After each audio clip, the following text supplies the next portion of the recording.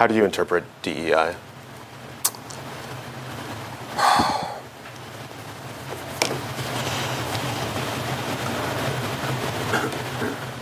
There was the EO explicitly laid out the details. I don't remember it off the top of my head. It's okay. I'm asking for your understanding of it. Yeah, my understanding was exactly what was written in the EO. Okay. So can you... I don't remember what was in the EO. So right now, do you have an understanding of what DEI is? Yeah. Okay. So what's Yeah. your understanding as you sit here today in this deposition? Well, it was exactly what was written in the EO.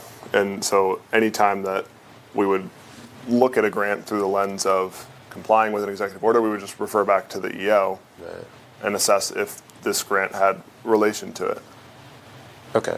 But I guess I'm stepping back from your methodology strictly in terminating the grants. Do you have an understanding as you sit here today of what DEI means? Yeah. Okay. So what's your understanding of what it means? Well, it is exactly what was written in the EO. Okay, so... And I don't have the EO in front of me, but that was we would always reference back to the EO and make sure that this grant was in compliance with the EO. I understand that. Okay, but I'm not asking necessarily about what was in the EO. I'm asking very specifically about your present understanding of what of DEI. Do you have a present understanding of DEI? Yeah. Okay. Can you explain what that present understanding is? Well, it's just easier for me to be referencing back to the EO. Are you refusing to answer the question? I'm not refusing to answer the question. Okay. I just feel that referencing back to the verbatim executive order was the best way for us to capture all of the DEI language. And so I think giving a high-level overview of what I could relay as DEI is not going to do justice what was written in the EO.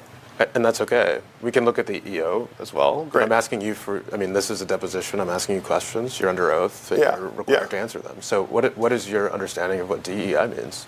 Well, I think I would say, again, that I would go back to the EO to make sure I'm capturing enough. I don't feel comfortable saying a high-level overview because it is such a big bucket, and there's just a lot of pieces of the puzzle. What's a part of the bucket?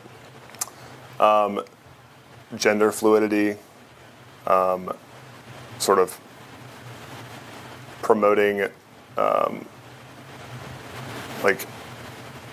promoting subsets of LGBTQ plus that might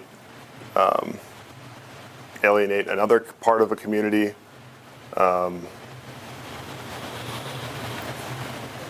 Again, it was just easier for us to reference back into the EO. Okay, so... And I don't want to give you a broad overview because it's like, at the end of the day, it is capturing, it is all encompassing in the EO. It's how we did our methodology. Right. Do you always refer to EOs to gain an understanding of words used in your typical daily vernacular? Objection. What do you mean?